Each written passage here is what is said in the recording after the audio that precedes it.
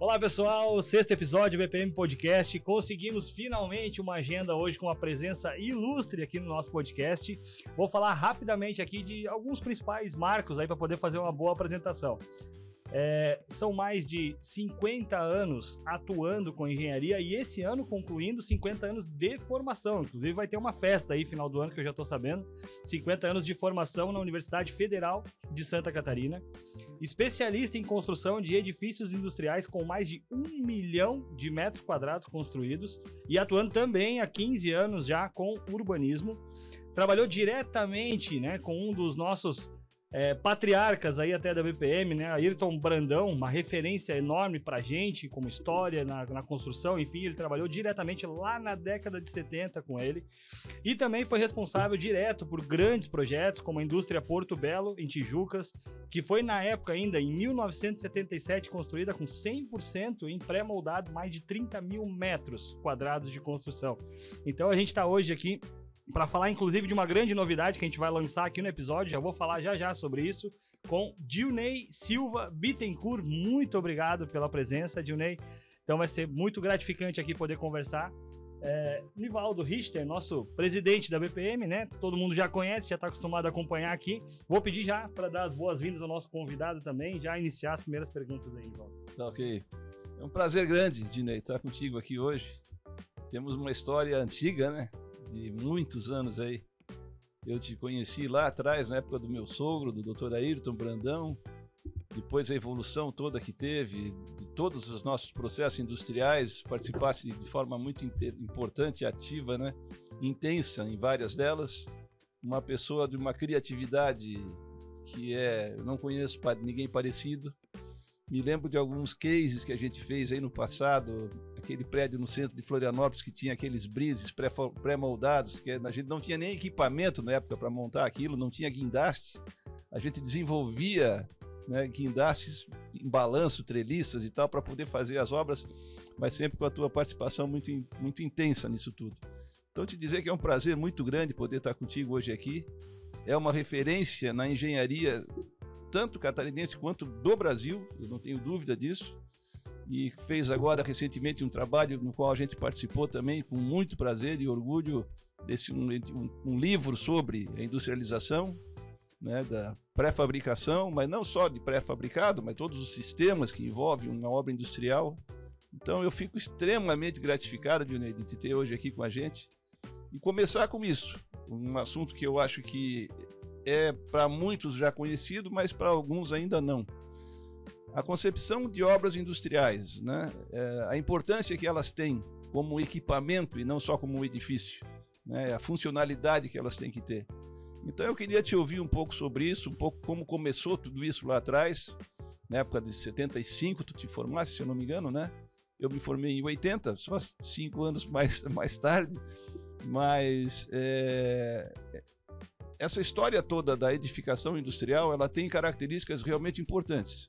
E poucas pessoas sabem tratar esse assunto. Então eu queria te ouvir da onde começou essa ideia de formar, esse conceito de formar, até eu chegar a ter um livro sobre isso. Eu não tenho conhecimento de outros livros similares a esse, não tenho realmente com a riqueza e a profundidade com que tu fizesse esse livro agora recente. Então eu queria te ouvir sobre esse início, qual a tua ideia lá atrás, a tua evolução ao longo do tempo, sempre envolvido, eu sei, com obras industriais, comerciais e depois mais recente na área urbanística como um todo, aí projeto da Pedra Branca especialmente, que eu sei que o teu envolvimento foi total. Então te deixar muito à vontade para dar uma pequena explanação sobre esse conceito todo e aí a gente vai desenvolvendo o assunto à medida que tu fores pontuando as coisas que realmente são importantes. Ney, bom dia. Primeiro, para mim é uma honra estar aqui, conversar com vocês, até porque eu tenho uma relação assim bastante pessoal com a BPM, com a Abrametal, com as empresas criadas pelo Dr. Ayrton. Eu tive a felicidade de, ao me formar, trabalhar com ele. A gente sai da escola de engenharia, sai com aquele sonho de fazer engenharia, de fazer cálculo, de pensar em inovação.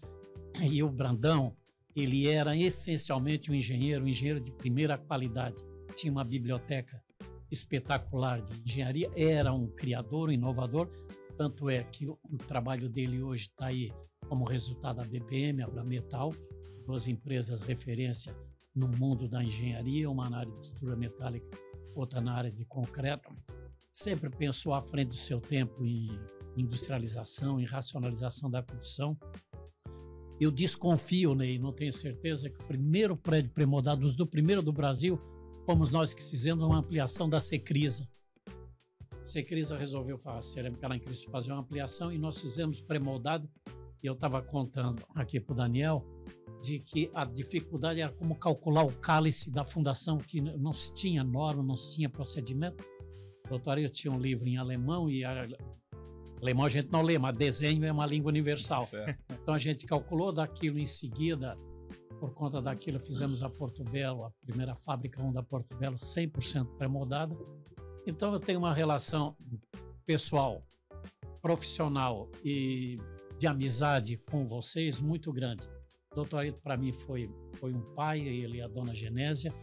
Ele me recebeu, a dona Genésia me conta que quando eu cheguei lá, magro, calça vermelha, ela assim, Fernando, vai contratar esse maluco aí? E deu certo. Depois ele me acolheu bem, sempre me deu apoio. Depois de 5 anos de trabalho, os 3 filhos já formados em engenharia, eu senti que eu poderia atrapalhar a vida dos filhos, sendo engenheiro, e aí vim para o Grupo Porto Belo, onde eu estou há 45 anos e hoje já estou fora da direção do grupo e atuo como conselheiro e consultor nessa área. Então, para mim é uma honra poder estar aqui, poder dar essa contribuição. E voltando a falar na tua pergunta sobre esses edifícios industriais, o que é que eu acho? Primeiro, o edifício industrial é o mais industrializado dos setores da construção civil. Nenhum outro setor da construção civil, da produção imobiliária, é tão industrializado como fazer galpões. E faz sentido. Galpões, eles são essencialmente determinados pela dimensão. A arquitetura, depois paisagismo, funcionalidade, a dimensão, porque precisa de vãos enormes é caro e ele é um indutor do projeto de um prédio. E o que eu vi ao longo desse tempo é que normalmente quem escolhe o prédio a fazer, quem diz o que fazer, é um empresário. O empresário sempre é um inovador, sempre é um ousado, e ele decidiu, eu quero fazer um galpão de 20 mil metros quadrados. Mas ele não tem noção de todas as variáveis envolvidas para tomar as decisões corretas, e a gente viu ao longo do tempo muitos empresários tomando uma decisão não tão adequada para o seu patrimônio. Expõe a questão de dimensão, de altura, de pé direito, de funcionalidade, de conforto, de melhor uso do terreno. E por conta disso, eu entendi também na literatura brasileira, e mesmo na literatura mundial, a gente não encontra um livro de engenharia, um livro de arquitetura, um livro da construção civil, que trate de todas as disciplinas que envolvem a escolha e a construção de um edifício industrial. Então eu fiz isso, abordei todos que tu encontra normalmente livro de estrutura metálica, livro de pré-moldado ou livro de arquitetura, mas cada um focando um nicho e não o conjunto. Eu procurei fazer uma síntese do conjunto para ajudar tanto o empresário quanto o projetista, né? E como a academia também, de certa maneira, para foi isso que me motivou. E assim, a construção civil, a construção industrializada, o que ela evoluiu? Tem um outro aspecto que não era muito presente quando se pensava em edifícios industriais, é o reuso dele. Essa questão de sustentabilidade faz com que a gente não destrua o que já construiu. Então, o prédio industrial nasce com uma função muito clara, é abrigar uma fábrica. Mas, à medida que o tempo passa, a cidade cresce, é absorvida pelo entorno, a fábrica já não fica. Este prédio também tem que ser pensado não só como uma máquina de função, mas como um bem imobiliário que pode sofrer novos usos. E a gente tem exemplos disso lá em Nova York, a gente até teve recentemente fazendo uma viagem técnica a Nova York, onde os galpões da borda do cais viraram os loft. Londres, o Porto Madeiro em Buenos Aires, em São Paulo diversos prédios, em Curitiba um antigo quartel virou shopping. Então, botar esta vertente imobiliária no galpão ou no edifício industrial. E mais ainda, os primeiros prédios industriais sempre foram pensados para abrigar máquinas e processos, nunca pessoas. Se vocês olharem as fábricas antigas, a pessoa tinha que transitar entre máquinas, se esbarra aqui, não esbarra colar, mas hoje em dia não. Há uma tendência, e eu realço isso no livro, de fazer o prédio para abrigar máquinas e pessoas. Então ele tem que ser qualidade do ar, iluminação, ventilação, conforto, ruído, tem que ser pensado em como abrigar bem as pessoas. Porque hoje em dia, mais do que nada, as máquinas estão fazendo praticamente todo o nosso trabalho. As indústrias, elas trabalham com poucas pessoas, não é aquele mundaréu de gente do passado. E essas poucas pessoas são qualificadas.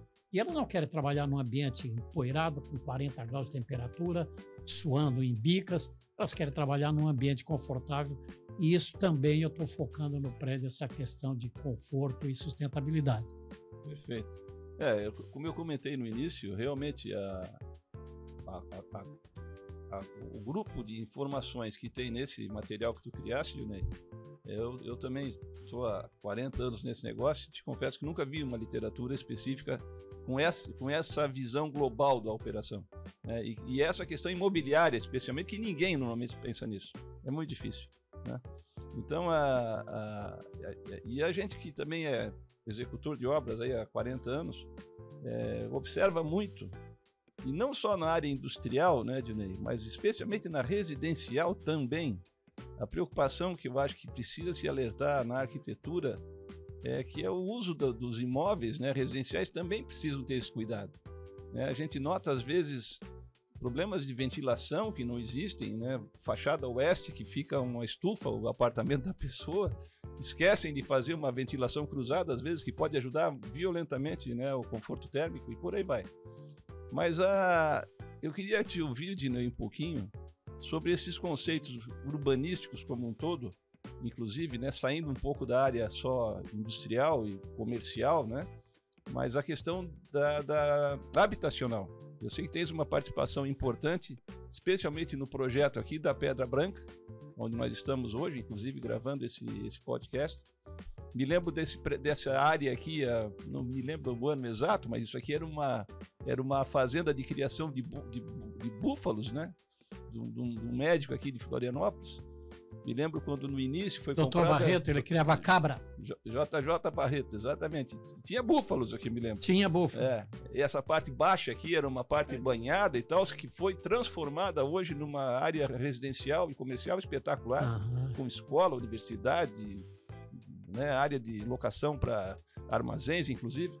Então, assim, esses projetos, há pouco tempo atrás, era difícil imaginar que poderiam dar certo, inclusive. E esse aqui foi um dos primeiros, com certeza, né?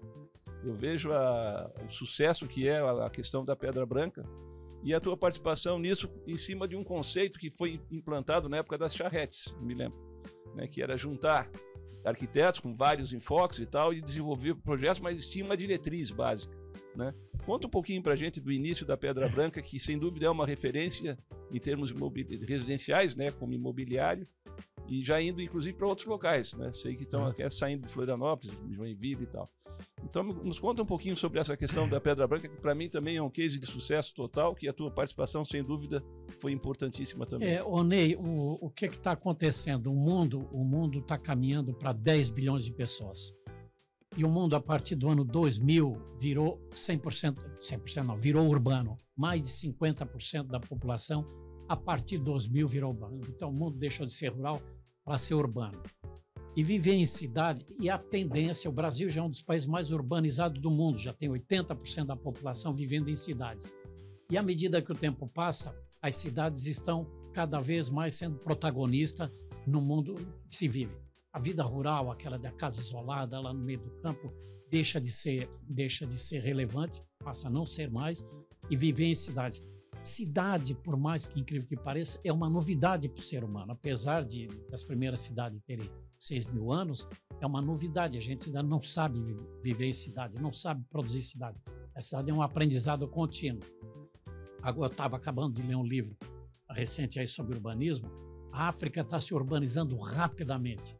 Mas é uma urbanização assim, orgânica, pessoas se amontoando ao redor da cidade sem planejamento. Então é um tema difícil, é um tema bastante discutido hoje no mundo, como ocupar o solo e como fazer cidades principalmente agora que a gente está enfrentando questão de sustentabilidade e principalmente do aquecimento global. As cidades são responsáveis por mais de 60% dos gases de efeito estufa, e é nas cidades que vão cada vez mais se viver, e é na cidade que o ser humano é mais social, porque o ser humano é um ser social, ele não é isolado, né? O leão mora sozinho, o macho, e morre sozinho, mas nós humanos, pela nossa fragilidade frente aos elementos da natureza, precisamos do outro. E para precisar do outro, nada melhor do que encontrar e viver em cidade. Então esse desafio hoje é fundamental de como fazer uma cidade para viver confortável e com menos impacto nos recursos naturais que a gente consome. Por isso a racionalização da construção civil, dos galpões, eles evoluíram muito, porque eles são hoje muito econômicos do ponto de vista de racionalização dos materiais. O cálculo, a forma de execução, a gente não tem desperdício, não tem umidade, não tem quebra, a pré-fabricação. E construir, o ambiente construído também tem que evoluir. A construção civil, eu acho que a nossa construção civil no Brasil ainda está um pouco artesanal. É muito dependente de mão de obra. Bastante, né? Bastante. E aí está todo mundo hoje se queixando que não tem mão de obra para fazer construção civil e realmente não tem. O país está crescendo. E vamos conviver. Um pedreiro, ele trabalhando das 8 horas da manhã até 7 horas, 8 horas da noite, num calor de 40 graus, ele vai fazer um trabalho bem feito? Não vai. Então, a construção civil, as habitações, também tem que sofrer um processo forte de industrialização, cada vez mais. O Brasil, tardiamente, está entrando nos conceitos de parede de steel frame, parede de gesso acartonado, para fugir do tijolo, com aquele negócio de assenta tijolo, espera tijolo. Não há cristão que resista. Então, essa mistura do ambiente construído junto com a forma de ocupação do solo me parece o tema do momento, um tema fundamental e de difícil solução. Agora, o que vale a pena chamar a atenção, e acho que a Pedra Branca deu um primeiro passo nesse sentido, é de que eu estava lendo assim um livro sobre urbanismo recente, e os autores, num evento acontecido em Londres, os autores falam que o norte rico e o sul em desenvolvimento. O norte, hemisfério norte e hemisfério sul. No hemisfério norte estão os países desenvolvendo, nos sul mais atrasados. O sul quer copiar o que fez do norte para fazer as suas cidades semelhantes ao norte, mas são climas e culturas diferentes. Então, dá para aprender, mas não dá para reproduzir. Então, o desafio também a gente nota na literatura e não exemplo de cidades boas para se viver em clima tropical. A África e o Brasil são clima tropical. Como é que eu ando? Uma cidade boa para se viver, uma cidade que tu caminha, não é a cidade do automóvel, nem a cidade de coisa, é a cidade caminhável, onde tu 90%, Copenhague, por exemplo, 70% das viagens são feitas a pé ou de bicicleta. Como é que eu faço isso num clima tropical agravado pelo aquecimento global? Isso é um baita desafio que a gente tem que ver como ocupar o solo e como fazer as nossas edificações para a cidade ser confortável para caminhar. Na Pedra Branca, a gente tem 3 artifícios e vamos cada vez mais agravar. Primeiro, é criar sombra e permitir a circulação do ar. Então, Singapura está fazendo muito isso. E para isso são 3 coisas. Arborização, se discute muito hoje a arborização. Ao invés de a árvore estar ali como um enfeite, como um adorno, como uma pérola na gravata, ela tem uma função ecossistêmica. Ela providencia conforto. Árvores, marquise, que não tem em nenhum lugar do mundo, nas cidades europeias, não tem marquise. Por quê? Porque cai neve, porque é frio e eles querem o sol. Então a marquise é um empecilho. Mas para nós é o seguinte, ou temos calor ou temos chuva. Então, em ambos, a marquise. E se tu olhar a nossa legislação, não dá para fazer marquise. Nós estamos estudando um projeto em Criciúma e a marquise tem que ficar lá 10 metros lá do jeito. A marquise não tem utilidade. Então, marquise e árvore criam sombra, criam um ecossistema e trabalhar com água de chuva. Recarga de lençol freático, fazer com que as ruas sejam mais permeáveis, mais absorventes de água, para tornar o ambiente mais agradável para se caminhar na cidade. Aqui na Pedra Branca, se vocês observarem, a gente tem marquise por tudo, tem arborização bastante, e estamos trabalhando a praça central da Pedra Branca, por exemplo. Ela é um piso elevado, o piso é poroso, a água vem e é infiltrada embaixo dela, não coleta aquela água, ela se infiltra. Então é um tema longo, profundo e que vai longe. E o edifício industrial, voltando a falar, o edifício industrial, tirando aqueles grandes corporações, usinas, coisa que o Vale aqui tem que estar afastado da cidade, por questões de caminhão, movimento e tudo, indústrias pesadas, muito pesadas, que são poucas, as indústrias, mesmo as mecânicas, elétricas, elas hoje se urbanizaram também. Então, assim, pega uma empresa que trabalha com laser, como tem aqui a Audaz, 90% dos funcionários são engenheiros e eles não querem estar morando a 30 quilômetros, eles querem estar mais num ambiente urbano. Então, o próprio prédio industrial, ele meio que se vive dentro de cidade. Então, esse é um tema bastante profundo que merece muita discussão e a gente vará o dia aqui conversando sobre ele. Isso também passa, né, Junei? Eu imagino pela verticalização, né? A concentração de pessoas numa área menor para facilitar a parte de estrutura, né, de drenagem, esgoto e água e tudo fica facilitado, mas também tem que ser muito bem assim, balanceado isso, porque também se adensar demais também estraga, né? Então, realmente, é um equilíbrio difícil de achar. É porque tem que se considerar a característica da nossa região, né? Eu tenho ido muito aos Estados Unidos, minha filha mora lá, tenho ido quase que 2 vezes ao ano lá visitá-la, e fico impressionado como o americano ele vive espalhado, na verdade, né? E moram em casas, a maioria, né? Primeiro pelo poder aquisitivo, que lógico que é muito mais alto, eles podem morar em casas até de custo não muito alto, mas com qualidade de muita área, né? É muito amplo todo aquele espaço lá. E aqui no Brasil a gente tem ainda essa questão da questão cultural, que é o que a gente teve no início, né? São os portugueses que moravam ali em Santo Antônio de Lisboa, um encostadinho do outro, era esse conceito, que é um pouco do que tem lá nas ilhas que são portuguesas e tal, os Açores e outras, né? Porque é outro conceito, vai para a Grécia, um mora em cima do outro, na Itália, um em cima do outro, mas por quê? É uma cultura local e não dá para transferir isso para cá, como foi transferido no início, né, realmente. Então inviabiliza a vida na cidade. A gente tem aqui em Florianópolis como é que chama ali no sul? Ribeirão da Ilha. Ribeirão da Ilha, né? É uma área histórica, mas desenvolver economia ali, trabalho e tal, fica difícil, porque a condição de vida é completamente diferente, né?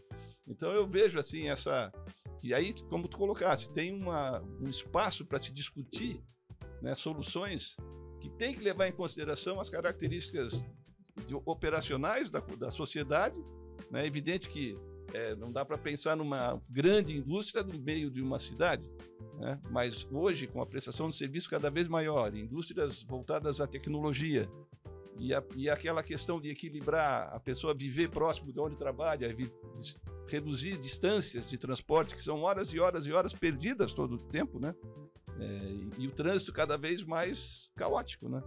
Então, assim, é uma equação difícil, mas é um assunto que deveria ter muita discussão sobre isso, e eu não vejo tanto essa discussão, né? Porque, de novo, acho que existe um espaço aí, talvez tu deverias fazer um segundo livro para tratar desse assunto, porque é a qualidade de vida das pessoas, né? Então, assim, e chamar pessoas interessadas em discutir esse assunto, eu acho que deveria ser uma questão assim a ser promovido pelas associações, até de engenharia, de arquitetura e tal, porque nós temos tudo por fazer ainda, né? O déficit habitacional existe, nós começamos a desenvolver alguma coisa lá com prédios industrializados também agora, recentemente, para fugir da execução em loco, trazer tudo pronto da fábrica para o canteiro, mas tem um espaço para discutir aí nessa área urbanística e qualidade de vida realmente das pessoas, né? Ô Ney, tu tocou num assunto bastante sensível e interessante. Esse negócio de morar em casa nos Estados Unidos, eles chamam de espalhamento, sprawl em inglês. Isso foi consequência da popularização do automóvel depois da Segunda Guerra Mundial. O automóvel eliminou distância. Então, morar em casa é um sonho de todo mundo na casa. Né? Vou morar em casa, a casa, Davidson, um comentarista que eu li, é o nosso mini castelo. Eu tenho a minha morada, o meu jardim, a minha criadagem, o meu território, é um pequeno castelo. E se espelhar a forma de ocupação do solo que hoje acontece nos Estados Unidos para o resto do mundo, metade da população da Terra teria que estar ocupando Marte. Não, caberia metade da população por conta dessa forma de ocupação espalhada. A verdade é que para abrigar 10 bilhões de pessoas, como nós vamos chegar no final do século, vamos ter que morar empilhados, não tem dúvida nenhuma. Isso para economizar solo, para não ocupar solos que a gente precisa de solos para água, para agricultura, o ecossistema funcionar, e principalmente porque é impossível o poder público fornecer serviços espalhado. Imagina, a cada 15 metros tem uma casinha, eu tenho que botar coleta de lixo, segurança, iluminação pública, telefonia, água, segurança, escola, saúde. Não há imposto que pague. Não há imposto que pague. A verdade é que temos que morar adensado. E adensado é verticalização. O que se discute realmente é qual é o grau de densificação. Que ela vai acontecer, não tenha dúvida. 90%, 80% da população vai morar em apartamentos e não em casa no futuro. Não faz o menor sentido. Hong Kong, 90% mora em apartamento. Ali, se tu pegar, por exemplo, Camboriú, passa da conta. Mas se pegar o sistema de água e esgoto de Camboriú, provavelmente é um dos mais eficientes do Brasil, porque num raio de 6 quilômetros, eu tenho 200 mil pessoas com o mesmo cano, mesmo fio, a mesma iluminação, a mesma segurança. Então, esse não tem jeito, é o caminho.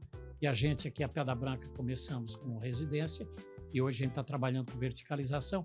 A Europa não é muito fã de verticalização muito alta. Eles fazem cidades densas com prédios baixos. Porém, por conta do clima, os prédios são quase que formando uma fita, um colado no outro, para proteger do vento mistral, para proteger da coisa. Não é o nosso caso. Então, acho que o nosso caso aqui, verticalização e deixando espaço para a circulação natural do ar, é importante. Então, esse é um tema que tem que ser realmente bastante discutido e não tem jeito que nós vamos ter que morar, de certa maneira, um em cima do outro. Empilhado. Acho que apesar do banho de água fria aí, para quem tinha uma ideia diferente, eu também concordo, a gente não vai ter muito caminho, até porque tem uma questão de solo também, né? O Nivaldo fala bastante sobre isso, né? Nem todo solo é tão propício assim para a construção. Mas achei interessante, eu queria voltar um pouquinho nas tuas duas primeiras respostas, né? Uma voltada para a questão industrial e a segunda já falando da questão habitacional. O Nivaldo trouxe aqui a questão da Pedra Branca, onde tu finaliza a tua resposta, as duas respostas, tratando no fim de conforto das pessoas, seja na questão industrial, estava comentando lá naquele momento, eu já ia pegar o gancho para fazer uma pergunta, mas depois a tua segunda resposta também acabou indo num outro caminho e finalizando lá também no conforto das pessoas, na questão da marquise, que tu disseste aqui, da Pedra Branca também. Nessa questão de conforto, por exemplo, nós tivemos aqui o César Olsen, né, que participou com a gente do nosso terceiro episódio, inclusive tu participa lá da obra que nós fizemos lá de alguma forma como consultor também, e ele falou bastante sobre essa questão da preocupação com o conforto dos funcionários, né, tu falaste da industrialização, cada vez atuar com menos colaboradores, porém num nível mais alto, com um nível de exigência também um pouquinho mais alto, mas independente do nível de exigência, essa preocupação com o conforto, ela nem sempre ela vem para conta no momento da concepção do projeto.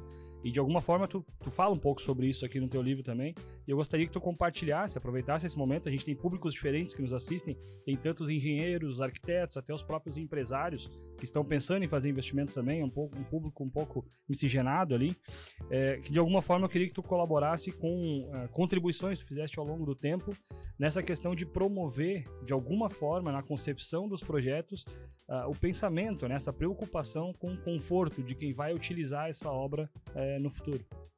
Tu ter até uma ideia essa questão do conforto, o 1º de maio, data do trabalhador, sabe onde é que surgiu? Surgiu nos Estados Unidos, numa indústria têxtil, um prédio de 6 andares, onde o dono da empresa trancava as mulheres, não podiam sair, Deu um incêndio e morreram praticamente todas, porque não tinha como sair. E o conforto era zero de conforto. Então esse mundo passou, não estamos julgando nem julgando, isso faz parte da história da humanidade. E o conforto, a gente tem duas estratégias. Eu consigo conforto como em shopping, tudo mecanizado, iluminação artificial, ventilação, ar-condicionado artificial, limpeza, tudo mecanizado e com grande pegada ecológica terrível, né? Eu tenho um grande consumo de energia. E a outra pegada é usar os elementos da natureza a nosso favor para que a gente tenha conforto com menos mecanização. E indústria é muito simples, ter prédios com isolamento térmico, que eu não jogo calor para dentro, paredes bem confortáveis, e muita ventilação natural e iluminação natural. Tem algumas fórmulas ali no livro preliminares para ajudar nisso, circulação de ar e iluminação natural.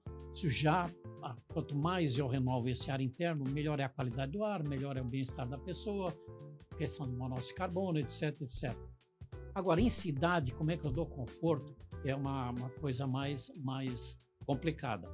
Mas a gente aprendeu, nós temos um projeto na Barra da Lagoa, onde um consultor era um consultor da França, e ele veio aqui, era um arquiteto, e foi conosco almoçar na Costa da Lagoa. Aí ele disse, pô, vocês têm uma solução legal para o clima aqui, me mostra, porque eu não sei que solução é. Ele disse, não, era um restaurante, tinha mesa no sol, mesa embaixo de árvore, mesa na varanda e mesa dentro de casa. Todo mundo prefere sempre, principalmente depois da Covid, o ar externo virou assim um Deus. Todo mundo prefere primeiro sentar na rua. Mas se a rua está quente, eu vou para as árvores. Se está mais quente, eu vou. Então, a tese nossa nessa rua compartilhada aqui é oferecer ao transeunte, ao quem está falando ali, quase que o conforto do shopping sem usar mecanização. Então, nós temos aqui lugar com árvore, banco embaixo de árvore. No inverno, agora tem banquinho no sol que vai ali, tá a pessoa esquentando, ela esquenta e vai para baixo da árvore, debaixo da árvore ela vai para a marquise, se o tempo estiver ruim, ela aí vai para dentro de casa. E aí as estratégias que a gente tem que usar são os elementos naturais. Para ter uma ideia, os árabes lá no Oriente Médio, eles têm esses artifícios há séculos. Eles fazem lá, no caso lá, o ar é seco, quente e baixa umidade. Então eles fazem sombra, o vento não precisa, fazem sombra, os prédios são bem colados no outro, e fazem torres de vento. Quem olha assim parece torre de mesquita, parece torre de igreja. Na verdade é um prisma retangular estreito, em cima tem tomada de ar, não importa a direção que vem o ar, ele é jogado para baixo, entra para dentro da casa, porque ele a 10, 12 metros de altura, o ar já está com a temperatura de 20, 25 graus, mesmo que embaixo esteja 40 graus. E joga para em algumas casas assim até, onde tem oásis e tem lençol freático, ele sai circular por dentro da água e esse ar vem. E são ambientes que as pessoas estão lá há 6 mil anos morando em ambiente extremamente quente. Então são esses artifícios que são poucos usados, porque a gente aprendeu a mecanizar tudo. Ar-condicionado, ventilação, mas não sei o quê. Enquanto a gente não deixa de usar os elementos naturais, como agora, por exemplo, estamos usando a placa fotovoltaica, estamos usando o sol diretamente para gerar energia, em vez de queimar carvão e queimar óleo. Eu acho que esses são os dois desafios, é de usar os elementos da natureza, menos mecanização, para trazer conforto. E conforto é traduzido em temperatura, umidade relativa e qualidade do ar, ruído. Então, diminuindo o ruído, o ar com menos matérias sólidas de suspensão e tendo uma temperatura adequada, aí a gente convive numa boa. E nós aqui, Dionei, temos uma característica que é um solo, é um clima tropical. Então, a vegetação exuberante. Né? E tirar proveito disso me parece fundamental. Né? Eu moro hoje numa casa que fica assim numa elevação e do lado tem um desnível grande e uma vegetação. E isso é voltado para a fachada oeste. Nos períodos da manhã, eu observo isso com uma clareza assim, muito forte. No período da manhã, quando eu vou naquela lateral da casa que bate o vento terral, né? Porque o mar está mais quente do que a terra, que está mais fria, então o vento vem dali, o ar passa por essa vegetação e a sensação de respirar aquele ar parece é um ar diferente. Parece mais oxigenado, efetivamente. A tua respiração sente isso. Então, assim, nós temos, eu acho, de novo voltando à questão das discussões de urbanismo, que ir a fundo nessas questões. Por exemplo, a vegetação é uma coisa que nós temos aqui no Brasil. E tem lugares que não tem. Vai para qualquer lugar mais frio, às vezes, no inverno, no verão. Eu tive em Israel uma vez. Impressionante, os caras vivem no meio da areia, né? Ou como lá nos Emirados e tal. E eles não têm esses recursos, né? E nós aqui temos, de forma abundante, né? A vegetação para nos ajudar. Dizem que 1 metro quadrado da Mata Atlântica tem mais biodiversidade do que toda a floresta do norte da Europa. Para ter uma ideia. Então nós temos vegetação exuberante. Para ter uma ideia da importância, a Amazônia, uma árvore frondosa, ela bota 60 litros de água na atmosfera por transpiração. E essa água em transpiração, ela baixa a temperatura. Embaixo de água, a temperatura cai 4, 5 graus em relação ao entorno. As raízes, por seu lado, criam porosidade no solo que permite a infiltração de água. Então a gente consegue fazer um bom equilíbrio. A floresta amazônica, ela respira, eu não vou dizer em tonelada, ela tem um rio Amazonas em cima dela. Toda a água que cai no sul do Brasil e no leste do Brasil vem da Amazônia pela transpiração das árvores. Elas transpiram, sobe, a terra gira, ela bate nos Andes e vocês podem ver que ela vem e faz um chicote. Ora a enchente está no sul, no sudeste, ora está no sul. Essa água vem da Amazônia. Então a arborização, e as nossas cidades e as cidades europeias não são arborizadas. Nossa cidade tem que ser arborizada. É um desafio, porque já estão construídas, como fazer isso. Para ter ideia, Singapura está apostando em arborização, porque Singapura é na linha do Equador, é quente, úmida, e é uma cidade que está explodindo em crescimento. Manaus, por outro lado, que não tem nenhuma preocupação com isso, eles têm dificuldade de levar gente de alto nível para trabalhar, porque o cara não quer ter uma temperatura insuportável, e a cidade não foi preparada por isso. Então, a gente, trabalhando a arborização, consegue fazer uma cidade agradável, e esse é o desafio. Como eu estava dizendo, em Singapura, eles tiram... Aqui a gente faz o parklet, que é onde está o estacionamento, fica uma extensãozinha do bar ou da loja para atender as pessoas na rua. O parklet é um lugar para botar árvore.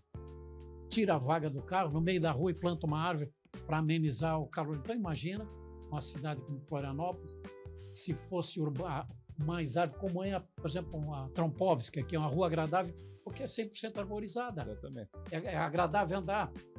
Exatamente. Além disso, tem um aspecto psicológico. O cérebro humano, assim, o presente dura um segundo. Eu olhei para essa caneca, um segundo ele virou passado. Em 4, 5 segundos, o nosso cérebro está apto para uma nova informação. Ele está disponível para uma nova informação. Então, quando tu anda na rua, né, e que tu tem árvore, tem coisa, a cada 5, 10 metros tem uma cor diferente, um cheiro diferente, um ruído diferente, um aroma diferente, faz com que o ato de caminhar também fique agradável. Então, essa é uma coisa que tem que trabalhar muito, como arborizar a nossa cidade. Eu vejo aí um espaço enorme para quem vem, né, saindo da academia, saindo da escola, e estudar essas questões, porque eu fico angustiado quando eu vejo, às vezes, recém-formados e tal, preocupados, o que é que eu vou fazer, o que eu vou fazer, que é a questão da juventude. Hoje tem essa coisa do imediatismo, que já tem que sair trabalhando em algum lugar e tal. Eu acho que tem tanto espaço para desenvolver essas questões que a gente está tratando aqui, especialmente pelos jovens que estão vindo, né? Lógico que vão se apoiar na literatura, em quem conhece, já está mais tempo no negócio, mas eu vejo assim um déficit enorme nessas questões de urbanismo, né? Muito forte, e a gente não vê quase promoção sobre isso. Eu acho que teria que haver mais promoção sobre essas questões assim ambientais, usando as características específicas nossas, que temos uma característica totalmente privilegiada, né? Vamos considerar, o nosso inverno é ameno, o nosso verão é quente, mas não é tão quente assim também. Então, com soluções naturais, usando de expertise, na verdade, né? De conhecimento, considerando o que tem que se considerar, de criar soluções econômicas, sustentáveis e boas, né? Tem uma outra frase que eu sempre me lembro que tu comentas às vezes, que pessoa quer ver gente, né? Ninguém quer ficar isolado.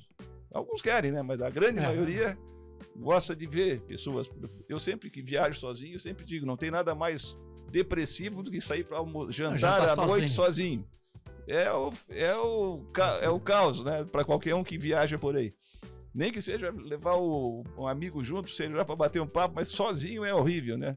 O que vem a assim, demonstrar que efetivamente a solidão, né, especialmente na hora do repouso, estar mais relaxado, a pessoa se sente mal se não está com mais pessoas por perto, né? Então também eu vejo que é outra característica também que precisa ser mais trabalhada, porque a gente também vê, voltando nessa questão do urbanismo, né? Obras que não têm essa preocupação. E as pessoas querem viver bem, como tu fala sempre, né? E eu acho, então, assim, que, de novo, a gente deveria promover mais essas questões, né, de qualidade de vida, associado à questão da natureza, sem precisar grandes mecanizações. Né? Nós temos um estudo também de um shopping, uma vez que vimos que era esse conceito. Tirar proveito da proximidade do litoral, da praia, para fugir de shopping fechado. Usar a ventilação natural nossa, que é predominante no Nordeste, aqui na região do nosso litoral, né? Fazer proteção para o vento sul, que é aquele com chuva e vento forte. E poucos projetos levam isso em consideração, efetivamente, né? E é isso que tu falas, é uma questão da natureza aqui disponível nossa, né? Ô Ney, aqui eu vou fazer um parênteses. O que eu acho que é um defeito do Brasil, uma desqualificação do Brasil? O Brasil é um país burocrata. Para teres uma ideia, quando eu lancei esse livro, eu fiz a pesquisa, são editados por ano no Brasil 45 mil títulos na área de direito e 300 na área técnica, dos quais metade é redes. É um país que não valoriza muito a pesquisa e a técnica, e sem isso nós não vamos a lugar nenhum. Coreia, Alemanha, Japão, 25% do pessoal em curso superior é da área técnica. No Brasil, não chega a 100%. Então, nos falta ferramenta humana para discutir e estudar esses temas. São poucos os expoentes que estão trabalhando nesse tema. Nós temos que fazer uma reversão na formação das profissões para trabalhar esses temas de conforto, de economia, de sustentabilidade, de cidade, de prédio, de mecanização, de industrialização. Para ter uma ideia, a China forma por ano 7 milhões de engenheiros e importa engenheiro do mundo todo. E a China está explodindo em tecnologia. Só para citar exemplo, a BYD, essa empresa de automóvel chinesa, ela tem 30 anos. Ela tem 1 milhão de funcionários, 110 mil engenheiros, metade fazendo pesquisa e desenvolvimento. E nesses 30 anos, ele tem 30 mil patentes de inventos novos, a tal ponto que a Volkswagen, Ford estão desmontando o carro da BYD para ver onde é que está o segredo de fazer o carro bom, tecnologicamente vivo e barato.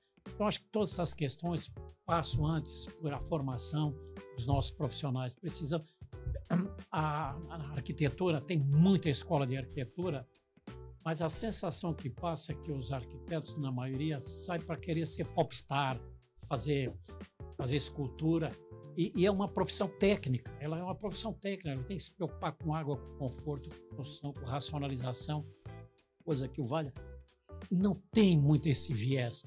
Na engenharia, a Unisul aqui já teve 1.000 estudantes, hoje tem 300, e metade evade a hora que chega na área de física, de química, o cara evade. Então, nós vamos resolver esses problemas ou buscar soluções tropicais, porque não tem isso no hemisfério norte, nós não vamos conseguir copiar de lá, nós é que temos que desenvolver, formando melhor material humano em termos de qualificação técnica e de competência para pesquisar, estudar coisas. Esse é um trabalho que eu particularmente gosto muito de fazer, de divulgar conhecimento, por isso o livro, divulgar. A gente está trabalhando junto com a Universidade Federal e junto com a Unisul, alguma maneira de melhorar o estímulo a mais pessoas fazerem engenharia, fazerem para a área técnica e melhorar a qualidade do ensino técnico, justamente para resolver, porque daqui a pouco eu estou ficando velho, daqui a pouco não estou mais aqui, mas vem a juventude, vai pegar esse terror que é viver nas nossas cidades. Isso nós é que temos que pensar, ninguém vai trazer a solução. Exatamente.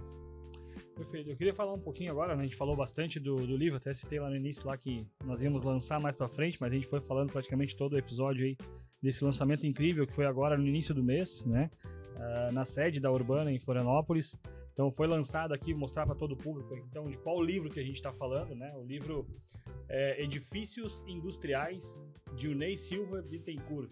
Gente, um livro incrível, traz muitas imagens, inclusive, de diversas soluções, diversas obras aqui, conceitos, e ele fala um pouco de todas as disciplinas. Acho que esse foi o principal comentário que o Nivaldo trouxe no início, né? A gente vê bastante livro aí falando sobre soluções pré-fabricadas, estruturas metálicas, mas que reúne todas as disciplinas, falando de um canal específico, né? Talvez seja isso que é o grande segredo desse livro aqui. Cita, inclusive, né, a BPM em algum momento aqui, teve um apoio importante da Multilog, né, para o lançamento desse livro, né, Dinei?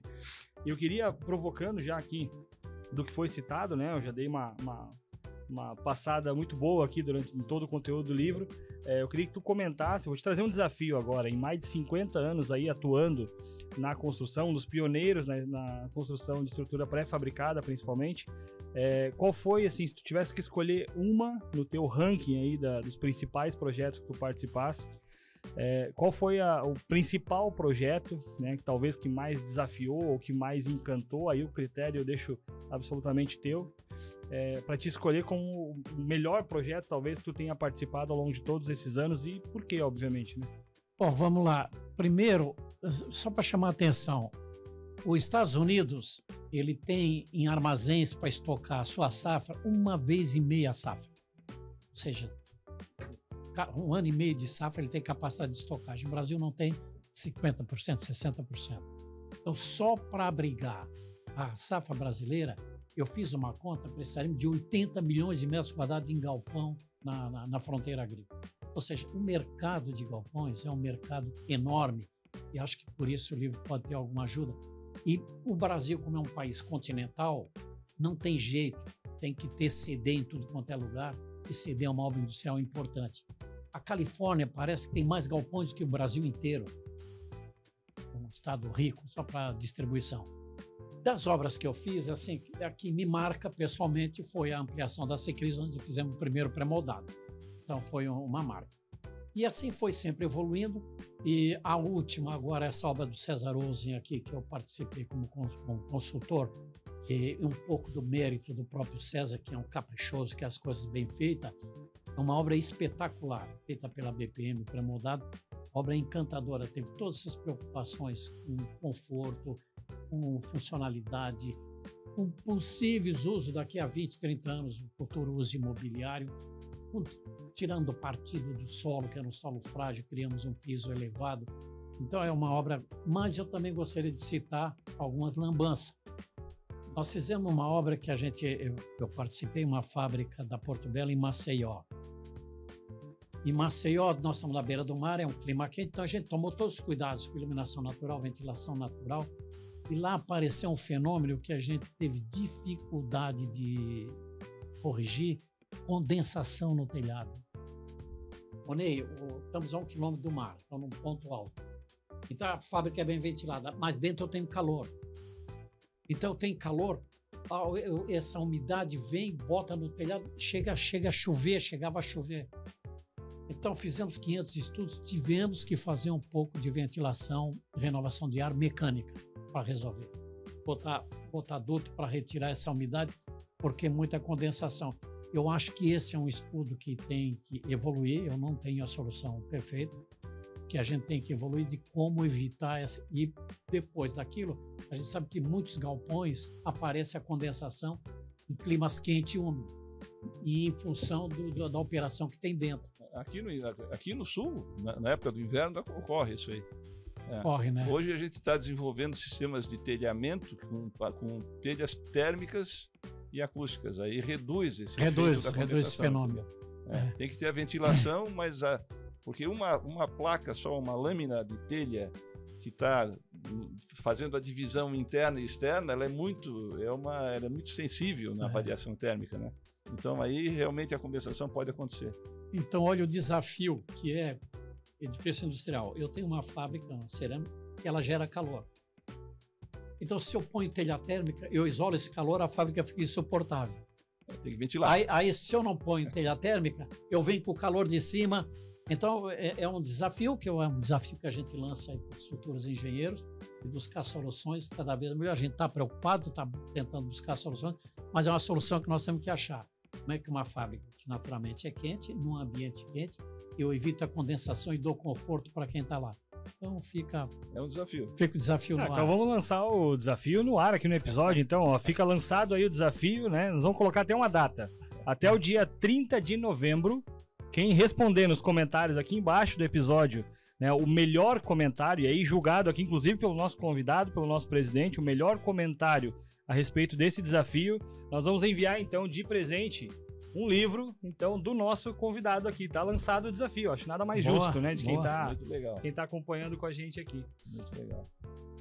Bom, eu acho que por aí, né? A nossa conversa foi muito Boa. técnica, talvez, né, Pois Dilnei? é. Mas muito interessante, né? Para quem gosta de engenharia. Pois né? é, um pouco insalubre para quem não é engenheiro, mas a gente procura usar uma linguagem mais leiga, né, porque o assunto, a engenharia bate na nossa vida o tempo inteiro. Quando a gente fala que a medicina evoluiu, o que é? É o PET-CT, é o scan, é laser, é robô, pura mecânica. Eu me lembro que eu vi um engenheiro, o Adib Jatene, que foi um grande cirurgião cardíaco, ele tinha um amigo engenheiro, no fim de semana, ele ia para a oficina, sentar para desenvolver mecanismo, agulha, coisa para melhorar a vida dele. Então, não tem dúvida que mesmo sendo um assunto bastante técnico, ele está presente o tempo inteiro na nossa vida. Sim. Acho que o Nivaldo trouxe antes essa preocupação dele com a questão da evolução das gerações, né? E tu trazes também essa preocupação com a mão de obra, não só com a mão de obra operacional, mas também com a formação de novos engenheiros também, para a gente evoluir cada vez mais na construção civil.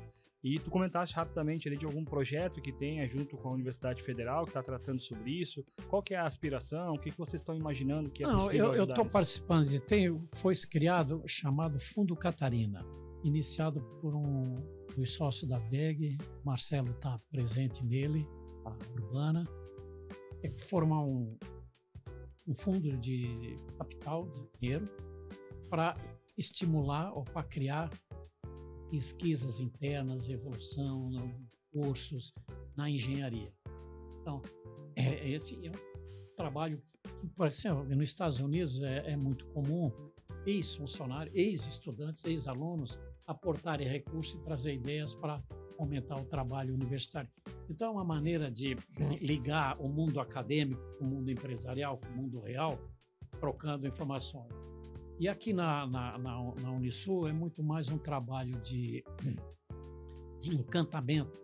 Então, como a Urbana contrata muita gente altamente especializada em fundação, em industrialização, gente em planejamento, cada um desses experts que a gente contrata, a gente senta com o pessoal da Unisul e faz uma palestra para os alunos para motivar eles e mostrar que o horizonte é muito maior do que simplesmente aprender o teorema de Pitágoras, ou coisa dessa natureza. A vida é muito maior. Sim, nós temos uma experiência muito gratificante quando a gente abre a empresa para visitantes. O pessoal da faculdade lá de Criciúma também, a gente promove muitas visitas e tal, porque a gente que está no dia a dia está acostumado com aquela operação, com a produção corrente que a gente tem, né, há anos e anos. Mas para um aluno que está lá saindo da faculdade, quando ele só viu praticamente teoria no papel, né, ou mesmo alguns que já fazem estágio e tal, mas nunca viram um processo de industrialização efetiva de construção. Então, às vezes, gera um interesse que a pessoa nem imagina que teria, né? Porque é diferente, né? Eu sempre falo que o que a gente produz hoje em termos de estrutura é gratificante porque a gente realmente transforma matéria-prima, né? Areia, brita, cimento e uns pedaços de ferro, né, de aço, e transforma em obras realmente que não existiam. Então tem uma genialidade aí que é a mágica da química associada à física, associada a projeto, associada a tudo, de transformar o que não existia num elemento construtivo efetivo, né? Então isso talvez seja até hoje o que me dá ainda toda essa garra de poder estar na linha de frente ainda em parte da empresa, né? E hoje a gurizada nova que vem embaixo na operação tem muito mais conhecimento até técnico do que eu, até que fui formado lá há 45 anos atrás, mas sempre tentei me atualizar. Mas hoje a formação já é melhor, só precisa ativar esse pessoal. O que eu vejo é que a escola ela até oferece oportunidades, mas tem que ter o interesse do aluno, né? E esse interesse não vem do nada, porque o que a gente não conhece, a gente não faz nem ideia que possa existir, né? Quando a gente fala em concreto de alta performance, que hoje tem 5 vezes mais resistência do que era no meu tempo de escola, né? A questão de estruturas com armadura ativa, né? Com proteção, que permite fazer vãos que antigamente seria impensável, fazer vigas de 30 metros de vão, né? Como quando há 40 anos atrás se falava numa viga de 10, 15 metros, era uma viga de grande vão. Hoje a gente faz de 25, 30. Então, assim, são coisas novas que a gente precisa mostrar. E através do estímulo de mostrar o que se faz, certamente desperta interesse. Então, assim, nós, de nossa parte, fazemos esse papel de trazer a academia, trazer o estudante para dentro da empresa, visitar. Eu sempre falo, não existe segredo industrial. O que existe é o segredo de saber fazer. Essa é a questão. Por isso a importância das pessoas, a qualificação técnica do nosso time.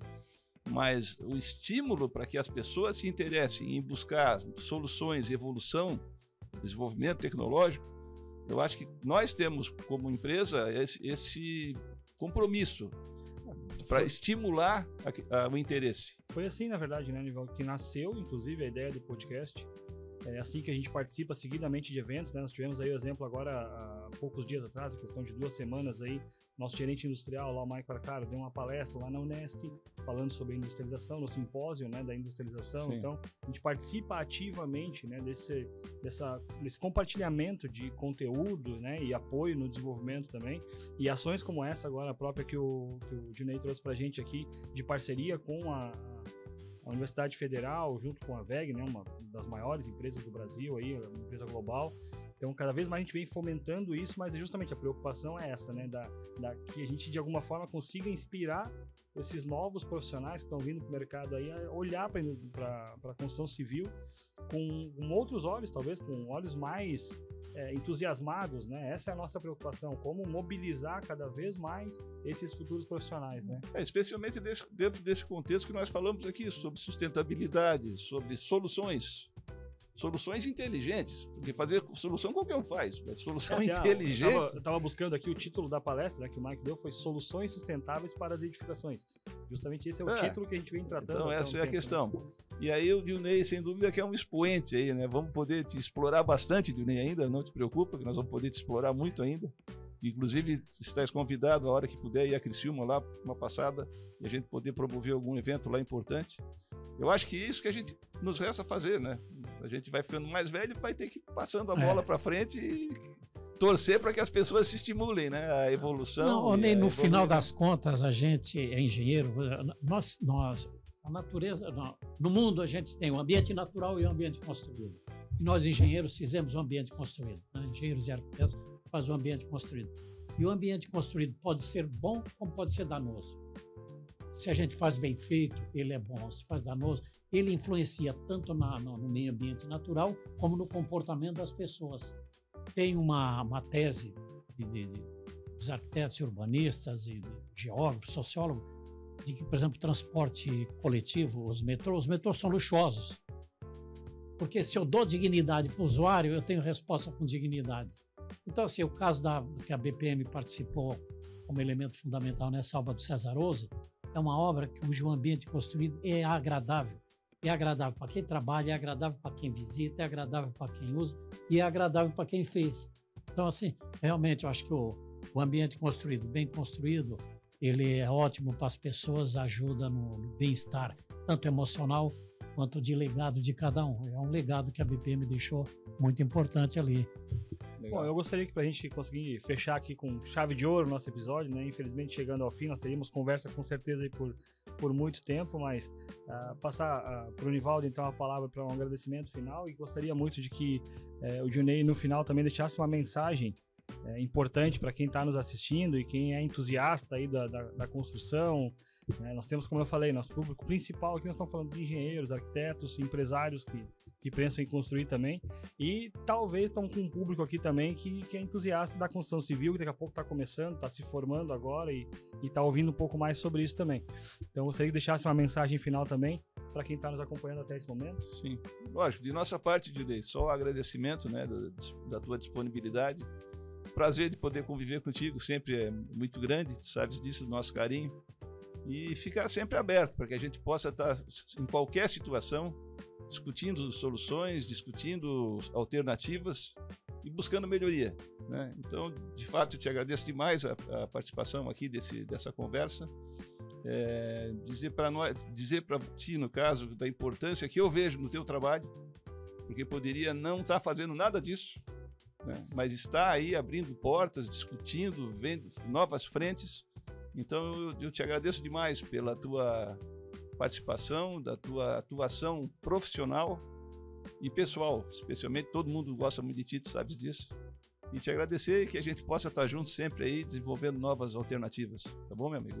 Tá bom, Ney. Eu que agradeço, Ney. Para mim é uma honra poder conversar contigo. A BPM eu tenho um carinho especial, como já disse no início, para a família Brandão, para ti.